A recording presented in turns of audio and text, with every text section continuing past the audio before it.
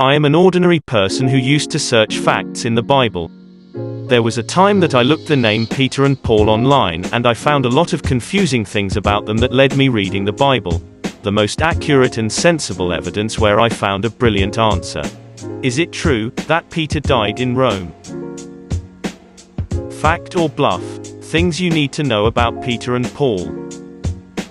Many people are being deceived because of this kind of history without biblical basis and biblical fact, according to the light and truth of the scriptures.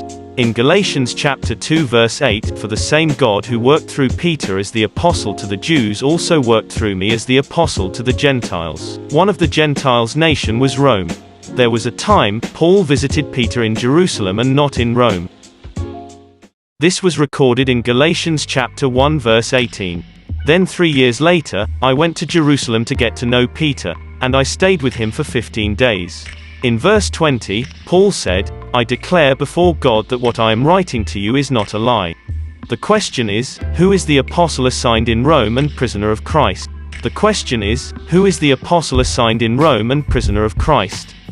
The following slide explains the right answer.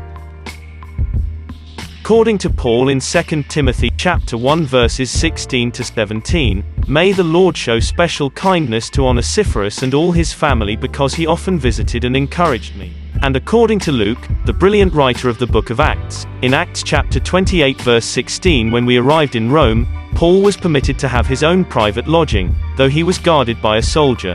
Paul established Church of God in Rome and sent message to Christians there because that was his jurisdiction of apostleship according to our Lord Jesus in Acts chapter 9 verse 15. But the Lord said, Go, for Saul, or Paul, is my chosen instrument to take my message to the Gentiles and to kings, as well as to the people of Israel.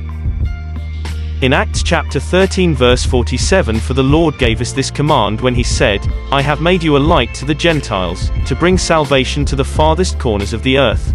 And in Acts chapter 23 verse 11, that night the Lord appeared to Paul and said, Be encouraged, Paul.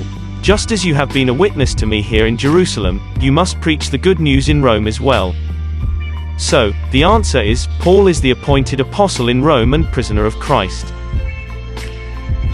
Key points: Peter, an apostle to the Jews, Galatians chapter 2 verse 8, as Paul also visited him in Jerusalem, Galatians chapter 1 verse 18, not in Rome. Peter's jurisdiction was in Jerusalem because he was appointed as apostle to the Jews, Galatians chapter 2 verse 8. Paul's jurisdiction was in Jerusalem and in Rome, in Acts chapter 23 verse 11, Peter's death was not mentioned in the Bible as to what was the cause of his death.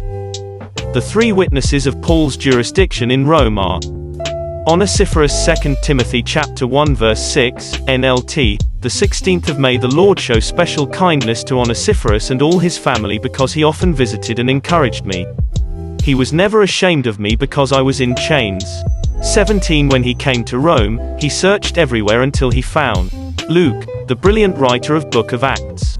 Jesus Christ, the faithful and true witness according to Revelation chapter 3 verse 14, he appeared to Paul's vision in Acts chapter 23 verse 11.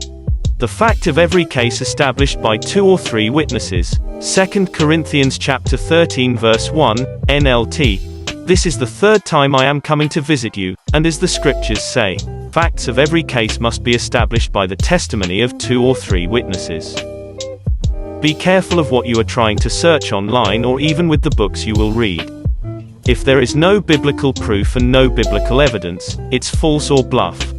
Even in the time of Paul, he said in Galatians chapter 1 verse 20, NLT, I declare before God that what I am writing to you is not a lie.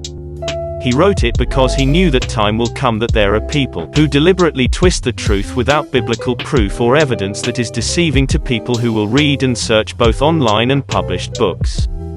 Matthew chapter 24 verse 35, KJV or King James Version, Heaven and earth shall pass away, but my words shall not pass away. Conclusion. 1. Warnings against false teachings. 1 Timothy 1-3-4, NLT. When I left for Macedonia, I urged you to stay there in Ephesus and stop those whose teaching is contrary to the truth. Don't let them waste their time in endless discussion of myths and spiritual pedigrees. These things only lead to meaningless speculations, which don't help people live a life of faith in God. And lastly, stick what is written in the Bible. Galatians chapter 1 verses 8 to 9, KJV. But though we, or an angel from heaven, preach any other gospel unto you than that which we have preached unto you, let him be accursed. As we said before, so say I now again, if any man preach any other gospel unto you than that ye have received, let him be accursed.